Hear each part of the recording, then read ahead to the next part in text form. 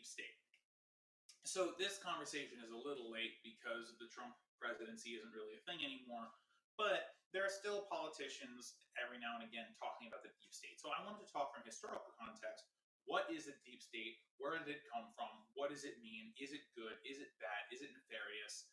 And I hopefully I can convey to you that the deep state, it is a thing, but it's not this big, scary, nefarious thing necessarily in all cases that it's made out to be, right? It's not this shadowy room full of people, in smoke rooms making decisions instead of the elected officials. That's not really how this works, okay? So let's start at the beginning. Where did the term deep state come from? So it actually comes from the last century, when Germany was uniting, a century and a half ago, when Germany was uniting from all the principalities, think Prussia, Bavaria, and all those, was uniting into Germany. Sorry, a little later than that. So after World War, yes, I'm sorry, my apologies. After World War One,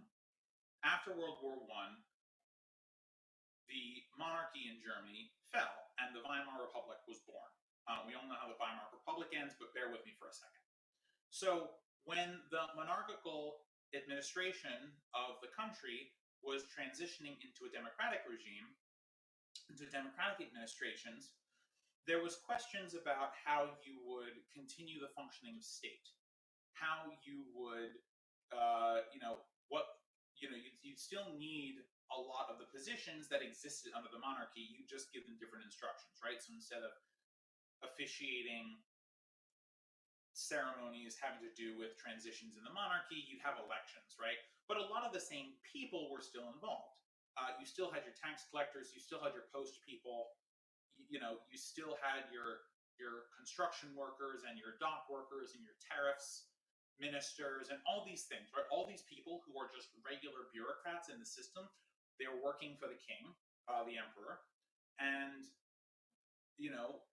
the country was transitioning to democratic rule. And so it was just going to be like those positions still needed to be filled. Like people still needed to do those jobs. And in order to keep the state functioning,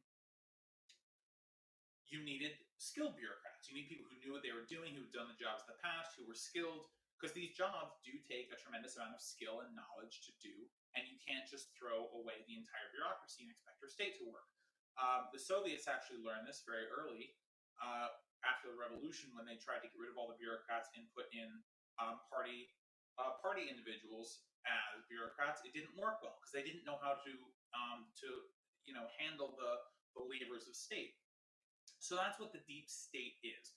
The deep state is simply the transfer of bureaucrats from one regime or administration to another regime or administration. And in the case where the term first came about, the deep state was the ministers and bureaucrats and low-level employees of the government that existed in the monarchy, who also continued to do their jobs in the democratic administrations of the Weimar. So, moving forward to today, is there a deep state in the United States? Of course there is.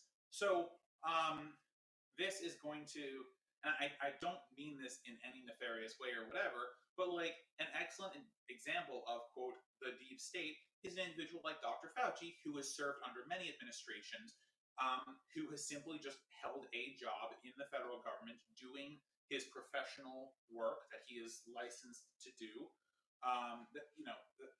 giving his professional advice and things, and just doing science from one administration to the next. He's not a political person. He's not a political appointee, right? And there are gazillions of Dr. Fauci's out there in terms of individuals who stay in the government between administrations. This is the deep state.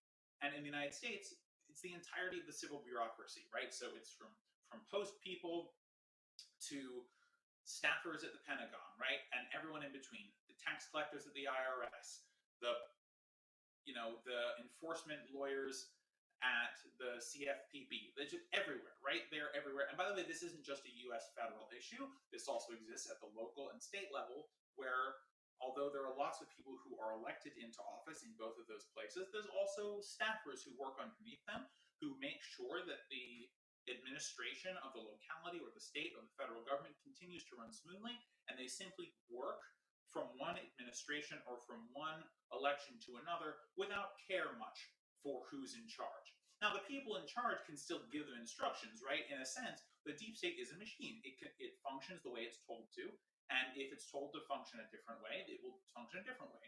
Now, there is some frustration that some portions of the American deep state do have more power than simple bureaucrats or people who are just kind of like being told to do something and do it, right? And oftentimes, that is in the military, or yeah, so it's oftentimes in the military where there is more influence from the rank and file up on the higher level bureaucrats, right? So and especially those bureaucrats that can be replaced, so the Joint Chiefs of Staff who can be appointed and who serve at the pleasure of the president. So, there's definitely some concern that they have more influence than they should as bureaucrats, or they have more, the military has some more influence on the bureaucrats for bad policy than they should. But, and that's a fair criticism, and if there is a criticism like that, it should be pointed out in a very specific context. The truth is, as far as the deep state as a whole goes, they don't have much power. They're not moving things around. They're not defying the will of the political actors.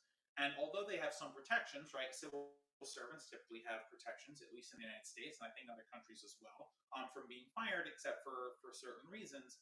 They don't have the power to change public policy per se. They just execute the public policy that's been laid out. Now, it just what I'm trying to say is that conspiracy theories about like, oh, the deep state is doing these things against the president, yada yada, it doesn't make sense because they just don't have that kind of power. And if they were to try and do something against the will of the politicians and the directors who are politically appointed, oftentimes that would be a for-cause violation for which they could be fired from their job, right? So hopefully I've been able to explain that the deep state is not big. It's not big. It's huge, but it's not nefarious. It's not evil. It's not inherently political. It's not after an ideology or whatever. It simply is the individuals who continue to let the state function between administrations so that the country continues to function regardless of what's happening at the political level, right? The politician's job in terms of the deep state is to program them to execute their political will, right? So if a politician's in office and they appoint all their secretaries and undersecretaries, the purpose of those undersecretaries is to assign work to the bureaucrats, the quote-unquote deep state, who will execute the vision of the politician who's elected, right? And on it goes. But those people aren't, they're not out there for an ideology. They're not, secretly controlling the U.S. government and making it do bad things. Oftentimes, it is just that they're doing what they're told, and that's it. So I hope you understand that the deep state is not this scary, nefarious thing that's like evil or secretly controlling our politics. It's not. It's simply the people who allow the government to keep working, even when administrations switch or when politics is slow.